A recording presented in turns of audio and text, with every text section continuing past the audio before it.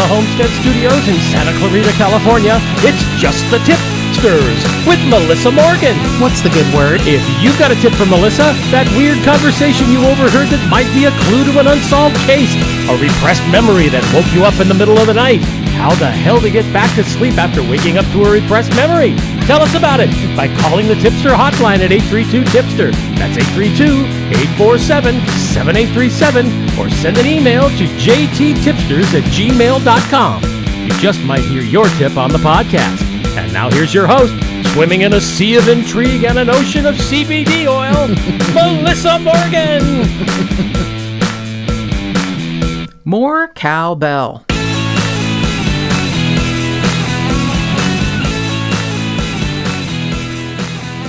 Oh, Producer Mark, if we could only afford a vat of CBD oil.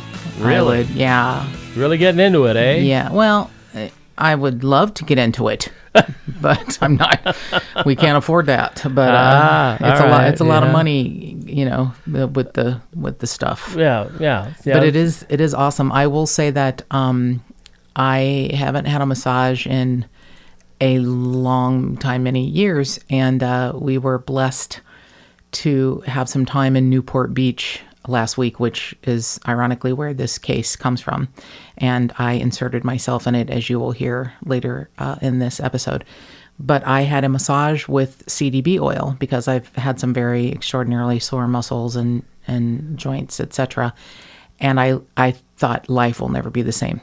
It really was spectacular. I don't know who makes that shit. I mean, pot people, I guess, make it. But you can get it now at Bed Bath & Beyond. Right. They have it. I bought one called Relieve that's in a roller ball, and I put it on my neck and my head if I have a headache, even on, like my joints if my bones hurt. They have it for drops for your dog. Yeah. To calm your dogs down. It's interesting. I looked it up today. I read an article. I think it was in USA Today. Can't quite remember, but this last week, Congress started looking at it because the Food and Drug Administration doesn't quite know what to do with CBD oil. I'm sure they don't. Or the CBD products in general, because it's very complicated and weird. But what it really boiled down to, it seemed to me when I read the article, is that the government wants desperately to regulate it, but they don't know how. Exactly. I think that's actually a really good description. Right. Exactly. They don't know what it falls under. It doesn't have the psychoactive THC, which regular marijuana has. It's like separate, the cannabidiol boiled down from the hemp, the hemp plant. So after years of seeing, it's underground, which is heartbreaking that this isn't just, you can't just buy it at, well, now you can, but in different forms, but that you couldn't get it easily and cheaply at CVS or something. People with seizures, children with seizures, epilepsy, older people with Parkinson's, it brings them much relief, and it really does bother me that it's such a weird, all of the advancements, technology and our country has made, and we're still fucking fighting over CBD oil. Right. It does seem it's a little ridiculous. crazy. No, it's right. ridiculous. Yeah. So I wanted to say, once I take the image of myself in a vat of CBD oil, which I will treasure that image. That there is a wonderful podcast host I admire greatly, Marissa Jones, who hosts The Vanished, and she does a lot of great work on cases where unsolved cases where people are missing, obviously, hence the title. But her nickname is the No Drama Llama because she's so very serene and peaceful and, calm. And I've decided that my nickname is going to be the Trauma Llama. Ooh. Yeah, because I'm traumatized on a daily basis by very small things. And apparently I probably traumatize a lot of people. So I think, but by accident, not on purpose. I don't mean to. It's just, I am who I am. Speaking of llamas and trauma, I've been traumatized by my sixth grade teacher, Mr. I can't remember his name anymore. But my sixth grade teacher on the first day of sixth grade informed all of us that, he was married to a woman from Peru. And that, believe it or not, this was like the first thing he said in the first 10 minutes of class on the first day of school, that Llama is pronounced Yama. Oh, Please, yeah, please, I know. please remember it's pronounced sorry, Yama. yeah. And I just can't. I Like can't your do brain it folded in on itself? It did. Yeah. I'm sorry. I'm going to call it a llama, and Mr. Sixth Grade, Mr. M, I think it was M. can go Yama himself into Peru, because I'm going to call it a llama. Yeah, it was I'm 40 sure he's years right. ago. Yeah, no, I'm sure he's right, but I don't give a shit. So before I get in trouble from producer Mark, because I forget to do this, we would be so grateful if you would go to iTunes to rate, review, and even subscribe to the podcast if you like it. And if you don't, just forget everything I've said. If you want to send us an email, please do so at jttipsters@gmail.com. And if you have a tip that you want to give us, it's totally anonymous. Please call us at 832-TIPSTER. That's 832-847-7837. And as some of you may have heard, we started a Patreon subscription page, and we would love for you to take a look at that. If you do not have the funds to contribute to the running of the show, completely understood, but we'd be very grateful if you could rate or review the podcast. That means that's priceless. That means the world to us. It does. And then, and as Melissa said, if you can't do the Patreon thing, that's fine. But if you can, all you need to do is go to patreon.com/just the tipsters, and you can contribute as little as $2 a month. And when you subscribe, we will get back to you and offer you some cool stuff. So if you can, do. If you can't, just rate, review. That really helps a lot. It really does. And I have to say I'm a little bit in love with some of our swag. So if we still keep saying we got to put pictures up of the swag, but you just have to take our word for it. It's some good shit. So we, as I mentioned, were blessed to be given a few days of a vacation in Newport Beach from some extraordinarily generous and wonderful benefactors. And while we were there, I made a trip to the Newport Beach Police Department after I had called several times to have gotten no return. And I made a trip to the police department. I'd brought some Just the Tipster swag to grease the wheels a little bit. I'm sure Lieutenant Moore, who was the detective on this case at the time, probably, set the swag on fire or whatever. I called several times after that, and I couldn't get shit. And I get it. A lot of police agencies don't want armchair detectives, or my favorite term from our beloved Michelle McNamara is citizen sleuths. I understand law enforcement doesn't want, the everyday Joe or Melissa prying into their shit. However, a lot of things are public record. There is a FOIA request, a Freedom of Information Act. You can get, police records, etc., unless it's on a case that, is still open, and you may find what you get is heavily redacted, but it shows good faith, in my mind, for a police agency to welcome people. Yes, exactly. Who want to help. And they work for us.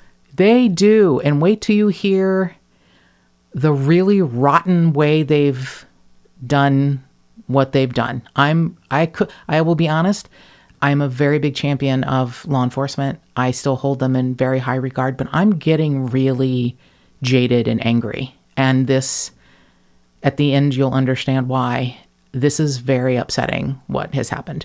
So this case has a lot of interesting coverage. The main suspect is a British national who became a naturalized U.S. citizen in 1991.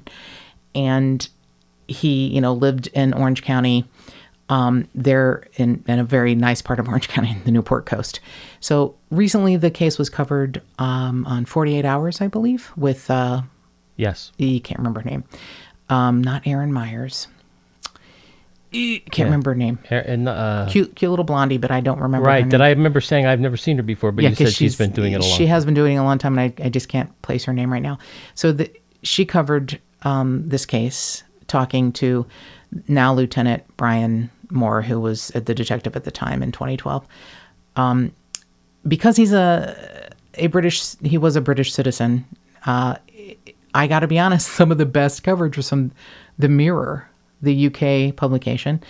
You can find things online from CBS News, obviously from the Orange County Register because it happened in Orange County. There's a lot of great information, but I found the best information in my mind was from The Mirror, the UK publication, because they had photos, and I can describe to you what he looked like and what happened, but seeing it up close brought, and I'm not very visual at all. I'm very auditory, which is why I love this medium. I get more out of hearing things. I pick up way more in my ears than I do with my eyes.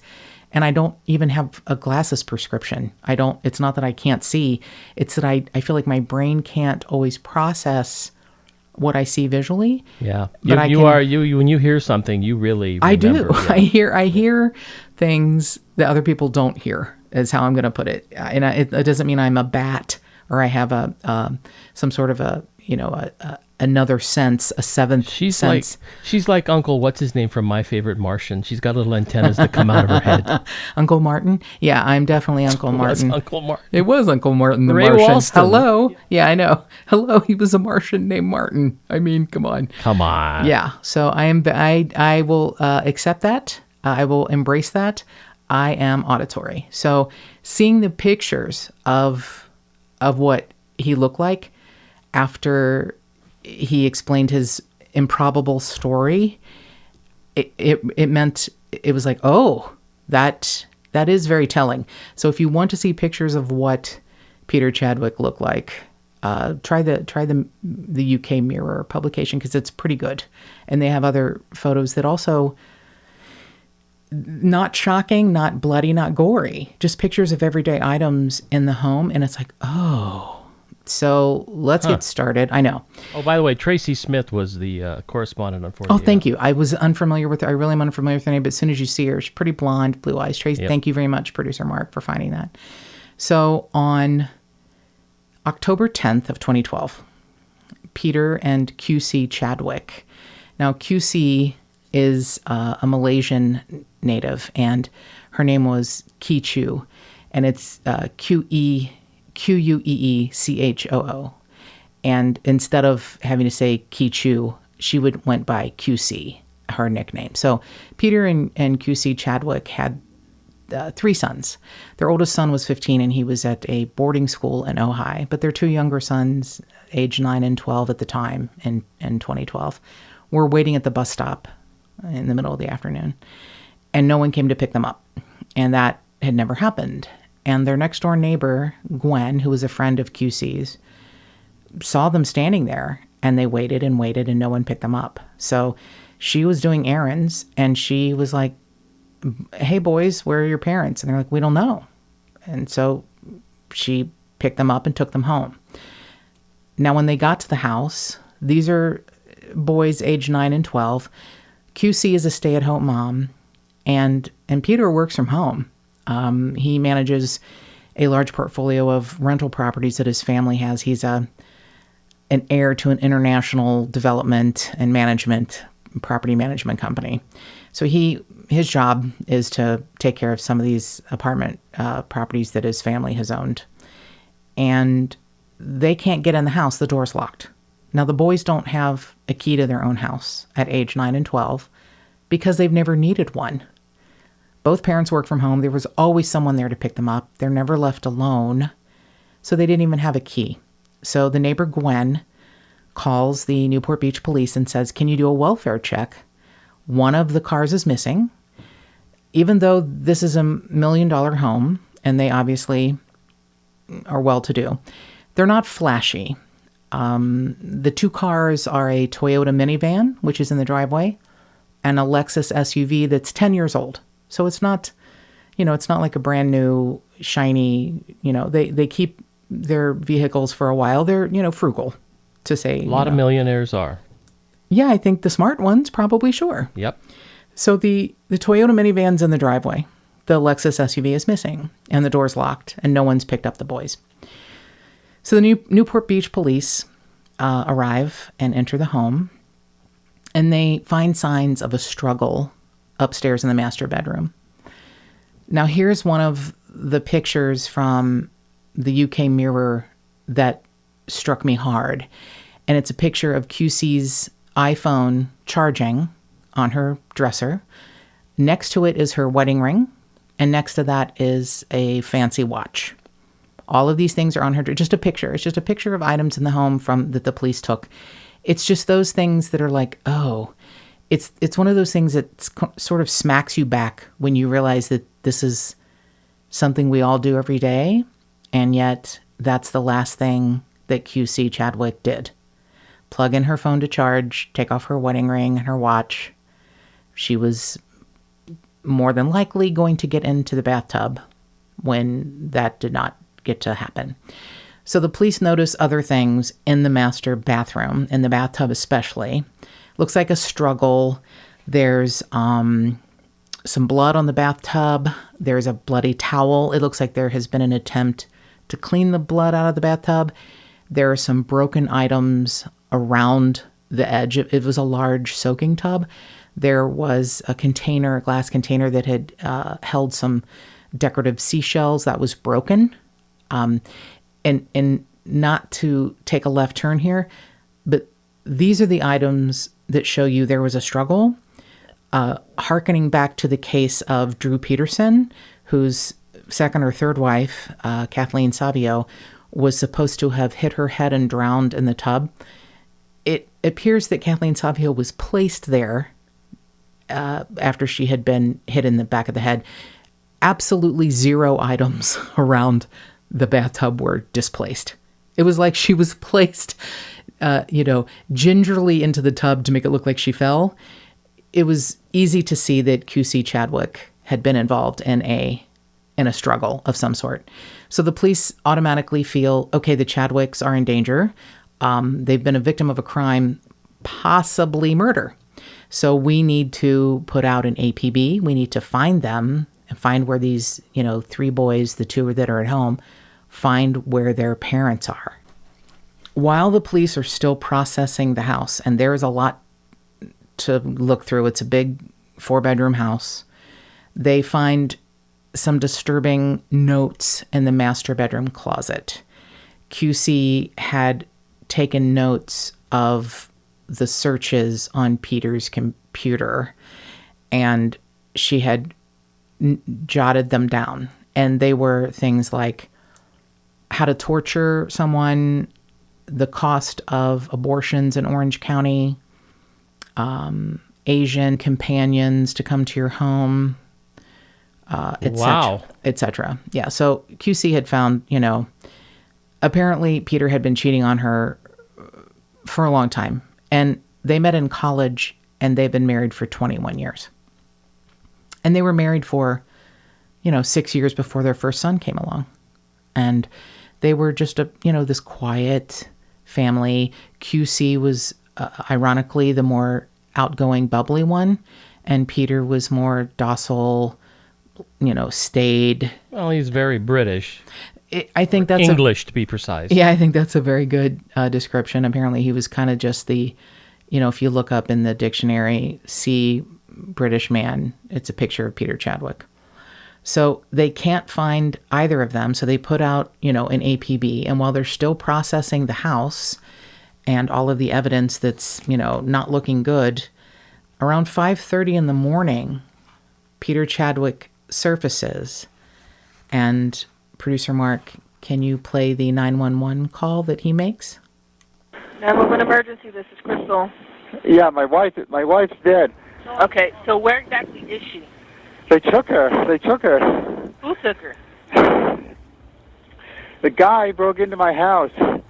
He drove me here. He had a friend.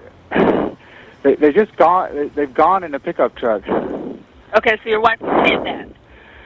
She's dead. Did she die in the house and then they took her corpse? Yeah, they killed her yesterday. They killed her yesterday. Yeah, we've been driving in Newport Beach. Okay, hold on. Let me get my supervisor on the phone.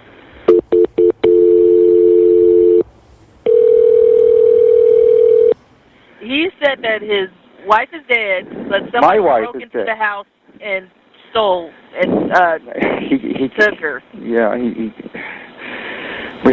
Okay, what? found her. Who is he?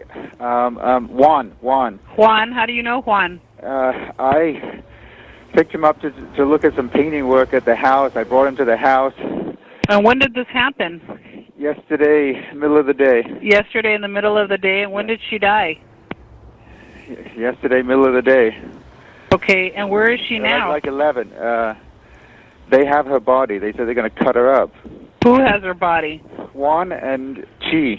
Okay, so when she died at 11 o'clock, they took her? Yeah. They maybe put her in the car. How do you know she's dead? She drowned. What? Her body was stiff even. I've been driving with them. They say they're going to cut her up. What's your name? Peter Chadwick. Mm-hmm. Are you on any kind of medication, sir? Not heavy one. Okay. It's not that. Okay. Because I think they're going. They might be going to Mexico or somewhere. Okay, but this happened yesterday at 11. You're now calling us at 5:30 in the morning. I know. I want you to get him. Yeah. Okay. They're here. Okay, go talk to him. Wow. Yeah. I don't know about you, but I smell an Emmy. No, I smell an Emmy, like a little girl walking up with her nose running and handing him a rock.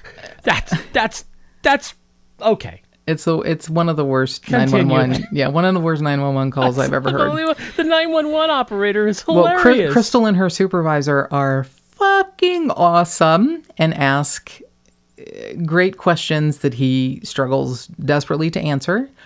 His story changes from minute one. They broke in. No. A couple seconds later, Just- how do you know Juan? I picked him up at to do some painting. Right, and But then you wouldn't let him in, and then he had to break in to give you an estimate? right, and this happened at 11 a.m. yesterday, but it's 5:30 in the morning now. I know I've been driving around Newport Beach. And I want you to get him.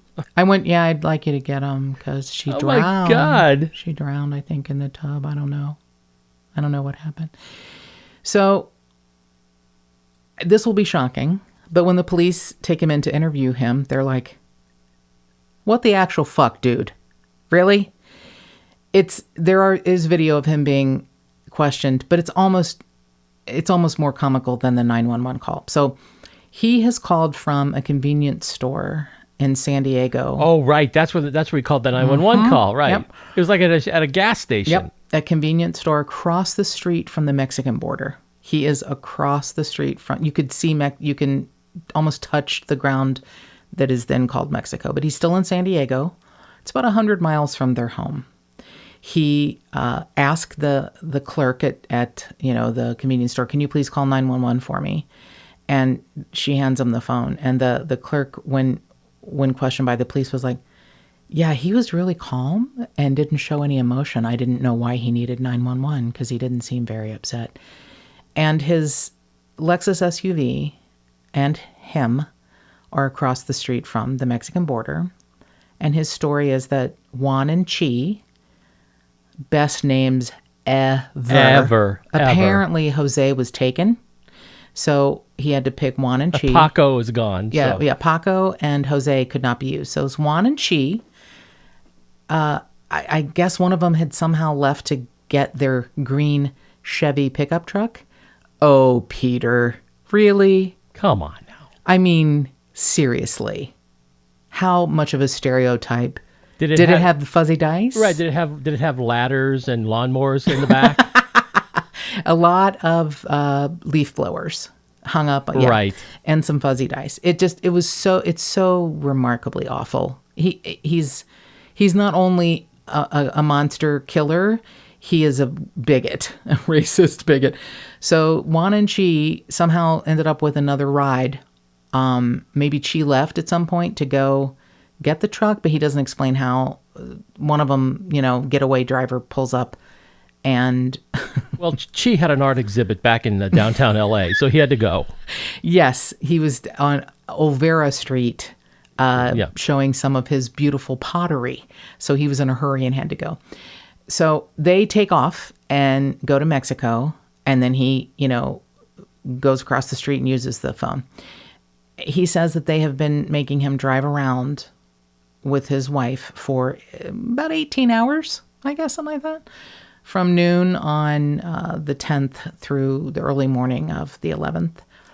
And he says that he met Juan at one of his rental properties, and Juan asked if there was any extra work he had. And he said, no, this property is taken care of, but I could use a bid on painting the circular staircase in my house. And Juan, being the, industrious guy that he is, and knowing that he can murder his Asian wife, was like, well, fuck yeah, buddy, take me. I'm going to give you an estimate. So he brings Juan and Chi to his home, and he leaves them upstairs with his wife in the master bedroom. I'm not sure why, because I doubt the staircase went right directly into the bedroom, unless the house is built really weird. So he just makes himself at home, goes to his office, and he's fine letting them, like if you're a painter, how long does it take you to look at a staircase? Like, do you need to be left alone to touch it and look and decide? Oh, sure, absolutely. Okay. You gotta just leave him there for a couple hours. Because he has to look at every little grain in the wall. He's got to get a feel for your staircase. Right, well, that's the most important part. I thought so too. Is taking in the feeling of the wall. Yeah. You got to get a feel for it. You got to get the spirit of the staircase to get out, to be able to give a bid. So Peter goes to his office to continue working, and it does not come out until he hears his wife scream upstairs. So he runs upstairs to save her, and Juan and Chi are, I guess, I don't know if they're tag teaming. They're taking turns strangling QC and then drowning her. It was a botched robbery, although as we saw, from the picture, no thing has been taken. Nothing. Right. No purse, no phone, no, expensive electronic items. No credit cards, no money. Nothing. No, Just decide to kill her. Now, he has said that several times he attempted to save his wife. He wanted to give her CPR, and they came at him with a Swiss Army knife with a blade that's about 2 inches long, because I'm guessing the bottle opener and the corkscrew were not available. I can't. Yeah. Oh, no. It gets more. It gets more weird. The nail file that really the nail file scared him. Yeah. It was like, don't you dare! I will fucking use my bottle opener, and you'll be so sorry. So you don't even know how much more weird it gets. He said that at one point he attempted to charge Juan to try and get to his wife to save her, and they made him disrobe and then twisted his testicles. Oh. I hadn't heard that. Yeah. They made him take his clothes off, and then Juan torqued his torqued his nuts. Okay. Yeah. Which would bring a man to his knees if any of this were to have happened, which of course Right. it did not at all. Swiss Army knife. Yeah. I mean, he is like, it was like a 2-inch blade. I mean, I don't know how. There are probably Boy Scouts who are like, dude, you put your forearm up and then you knock them down. I mean, I don't even know what to say. So let's just say it was a dubious story. That's a very, one of my favorite words that I believe is used quite often in the legal world is that this story is very problematic. Yeah. It brings up many problems, and Peter has all of the problems.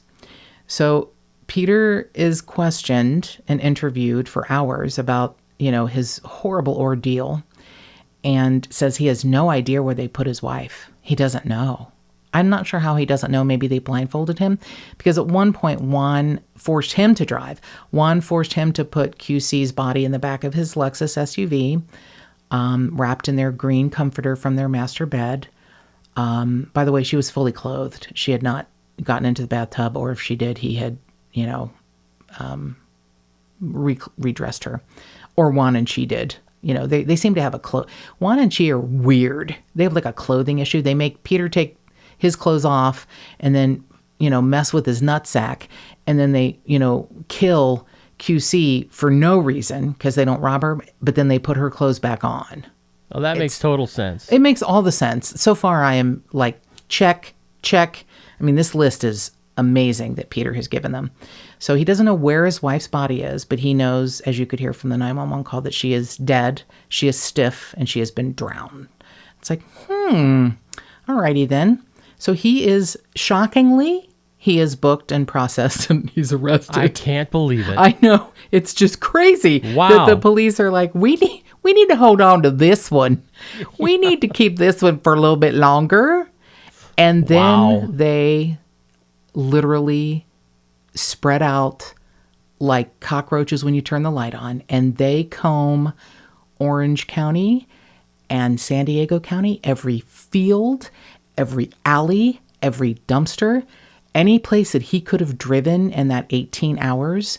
They are looking and looking and looking for her. And 6 days later, a Newport Beach detective, there are 5 searchers looking for her in a very rural area. And if you want to talk about, this is one of those things I think QC was looking down and threw some magic down from heaven and was like, you're gonna find me, and this is how you're gonna find me. This detective is like, I'm gonna take this road, and you guys take that road, and you take that road. And the first dumpster he comes to that day, 6 days later, is a small blue dumpster at the end of a long dirt road. It's about a quarter of a mile up this dirt road to the homeowners.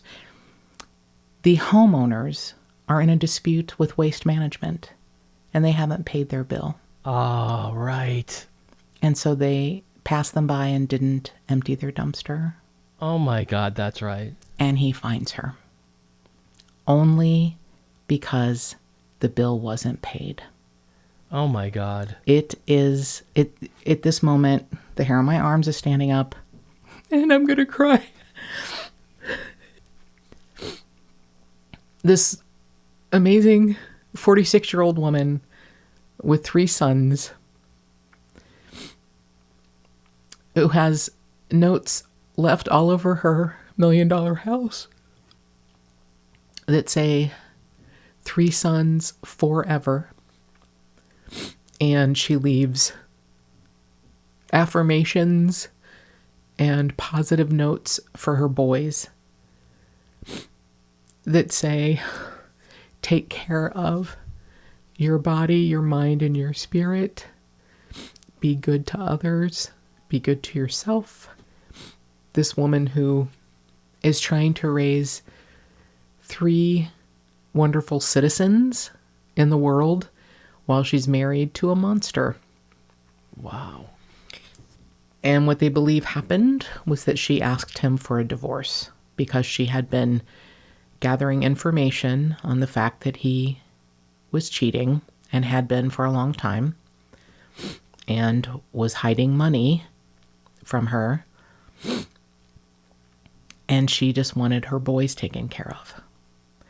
Apparently she had been asked by friends earlier in their marriage, why don't you leave him? And she says, I want to wait till the boys are grown. And she would stay with him to keep her boys in the same home, the same school, with her. And she lost her life because of it. So here's where Peter Chadwick and his shitty self and his money rears its ugly head. And we all know life is easier when you have a lot of money, and especially if you're a monster.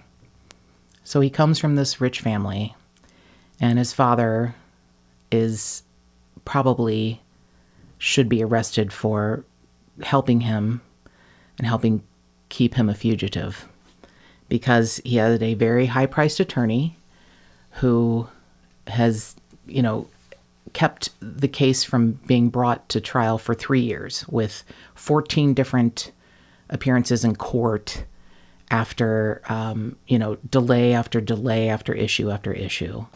So the Orange County DA, Matt Murphy, had asked the judge to please allow them to hold him without bail. And the judge gives him a bail of $1 million. And they know he can raise that in a heartbeat. He probably has that in, a drawer in his bedroom. So the DA tries again. Can you please keep him? Can you raise the bail? Because we feel like he has this money and this opportunity, and he could be a flight risk. And we believe he killed his wife. He tries to add additional charges to make it to where they have to keep him, like lying in wait, premeditation. And so the judge raises the bail to $1.5 million.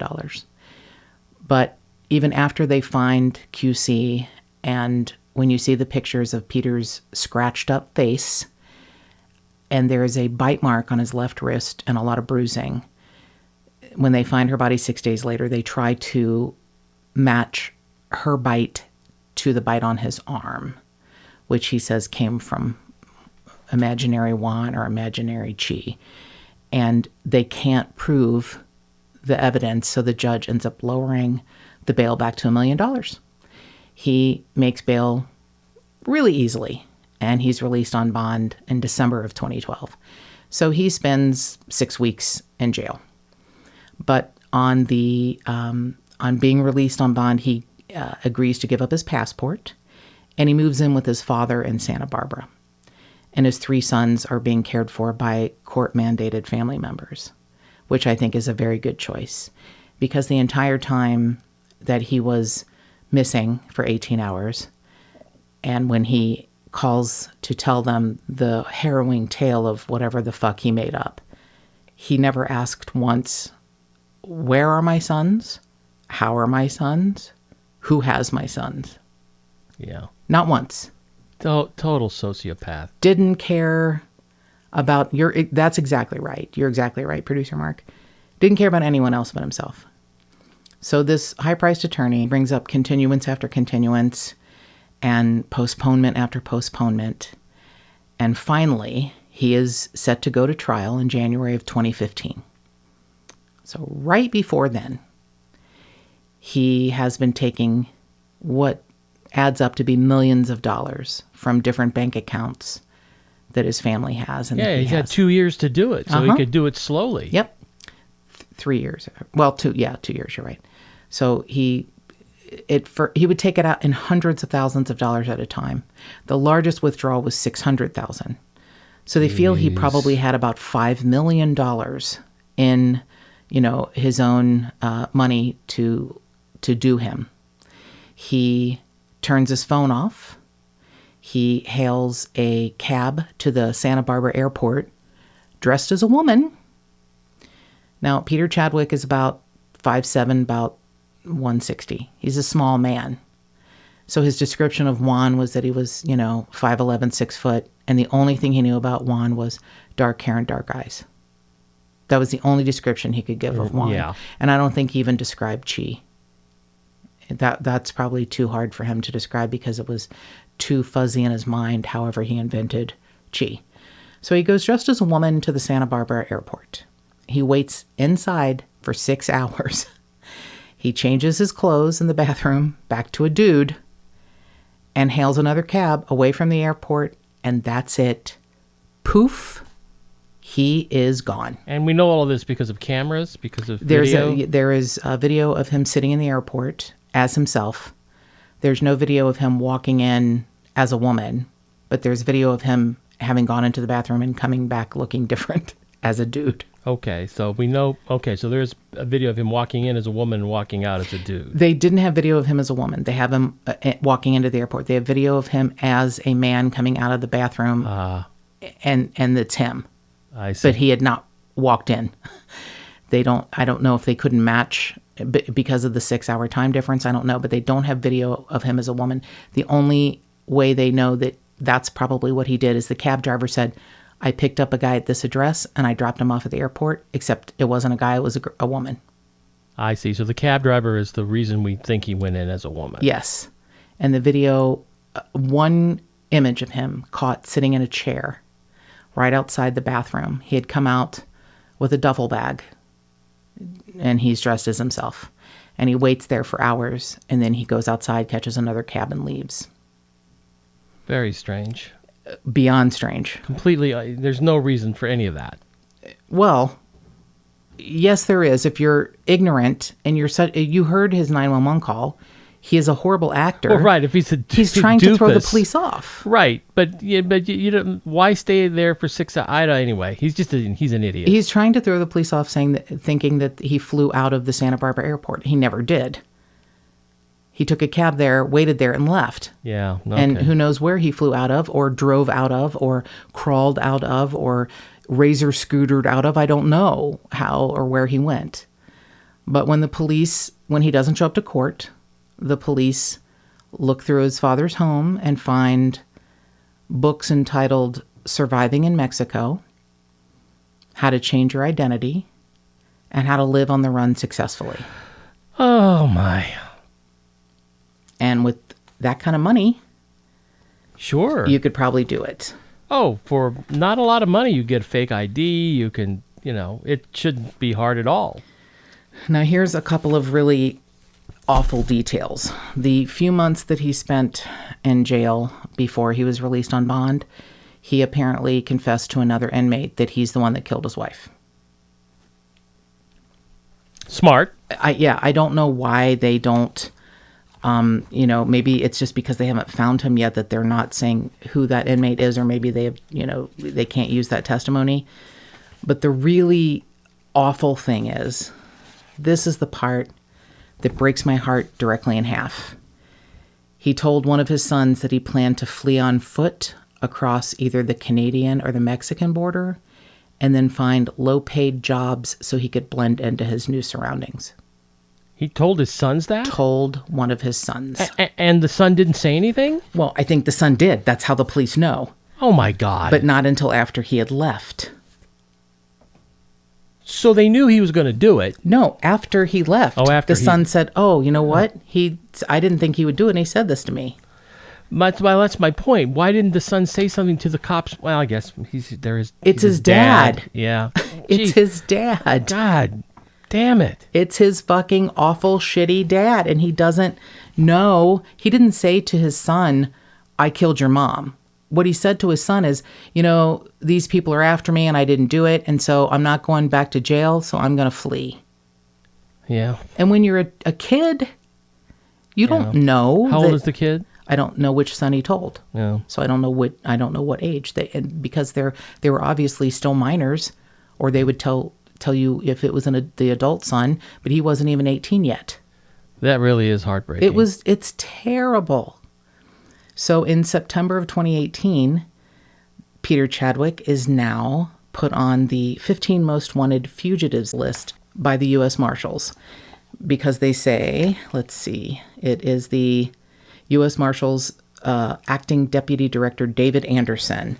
The crime charged against Peter Chadwick and his subsequent flight make him worthy of our 15 most wanted fugitives list, which is reserved for the worst of the worst. And that is really true.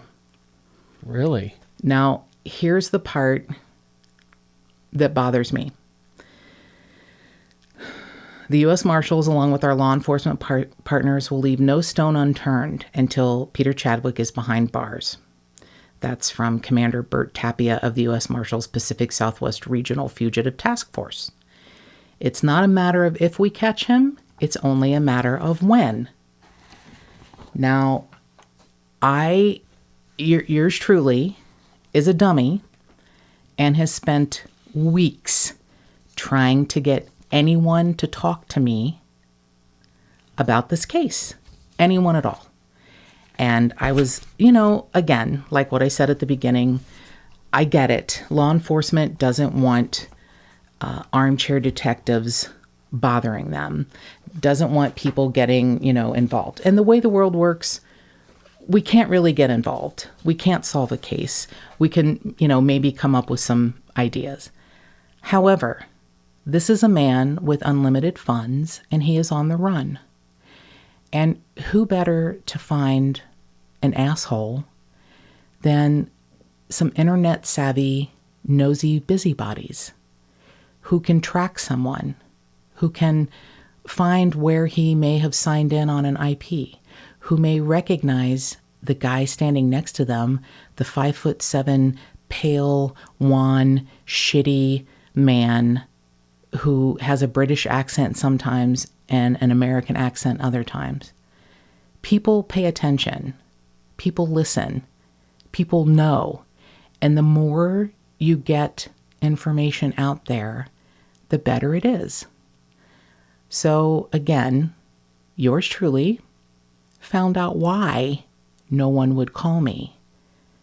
And it really bothers me because the Newport Beach Police and their information officer put out a podcast of their own called Countdown to Capture. And I'm just going to say this because I've got nothing to lose. It's really bad. The host is terrible. The information is semi-interesting.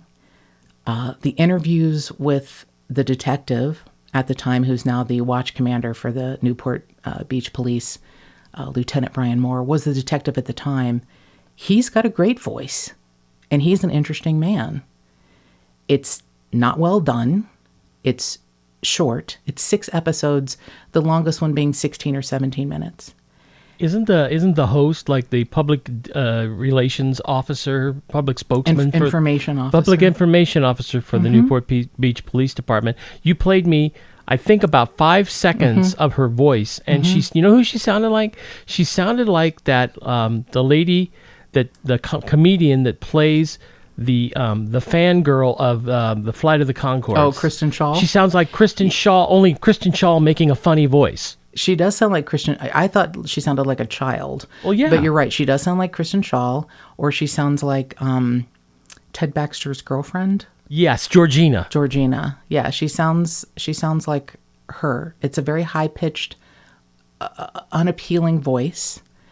I urge you to go and read the reviews from iTunes if you'd like, and even listen to the podcast, because there may be some information, if you can get past her horrible voice and the terrible production of, and then we typed out a report. Click, click, click, click, click, click. Does anyone need to hear nails on a keyboard to know that you typed out a report? That adds 0 to the story. This is Jeremy in the file room, who is president of the AV Club and has worked for the police department for 2 months, saying, "Hey guys, we can do a podcast. Let me produce it."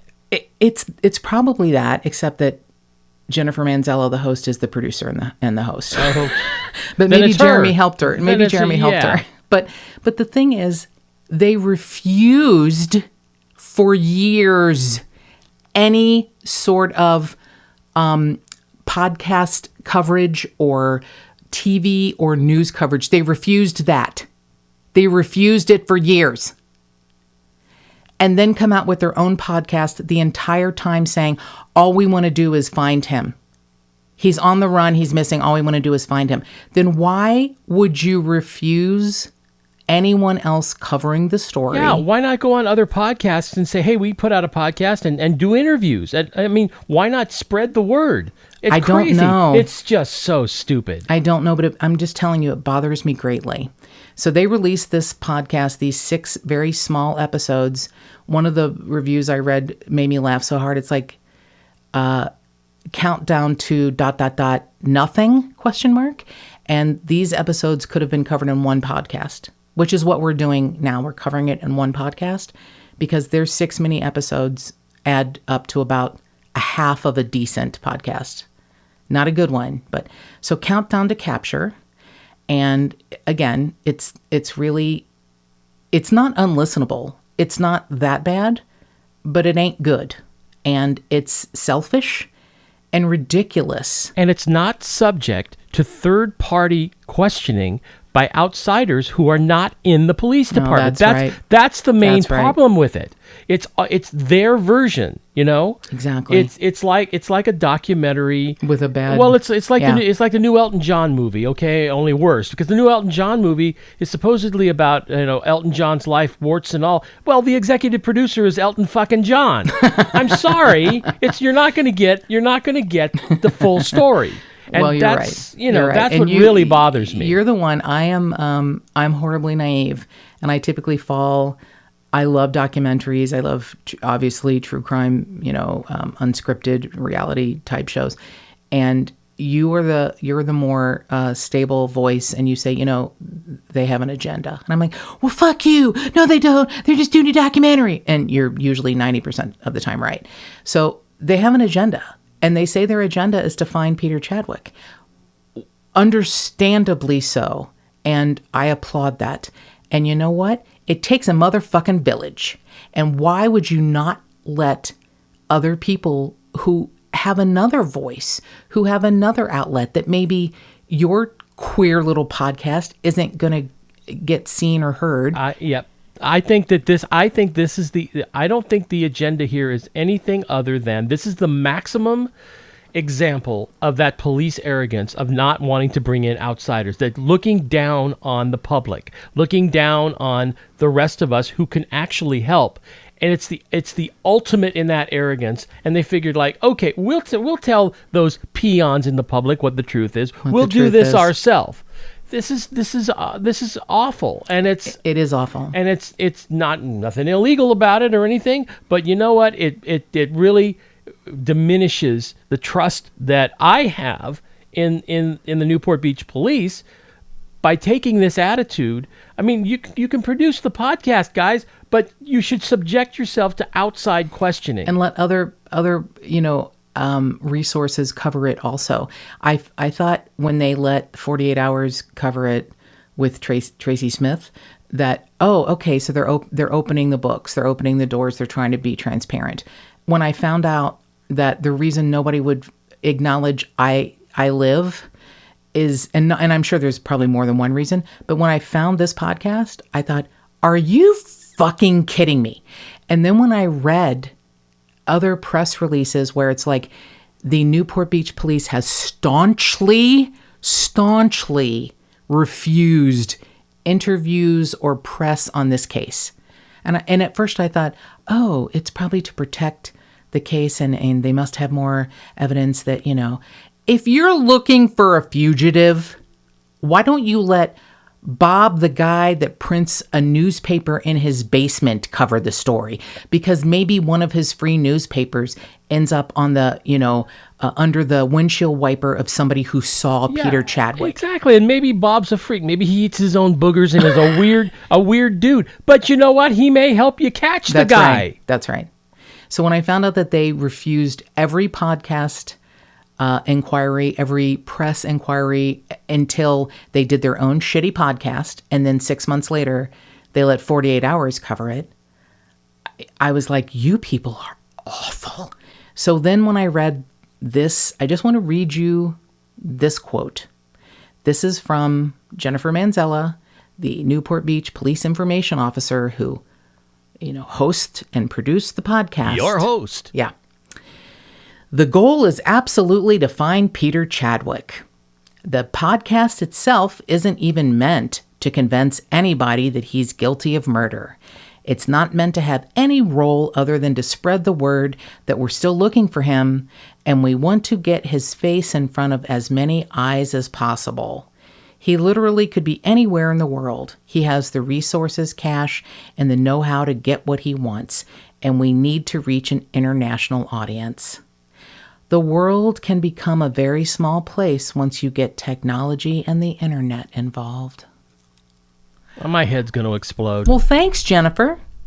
I'd like to get involved, and I bet you there's a lot of people listening who'd like to get involved and be helpful also. I wonder how many other podcast hosts have tried to get a hold of. I wonder myself. So the last thing I want to say, after I get off my soapbox and stop my bitching, but I just had to tell you, it felt like a personal slap. And I know it isn't me. It has nothing to do with me. It has to do with them.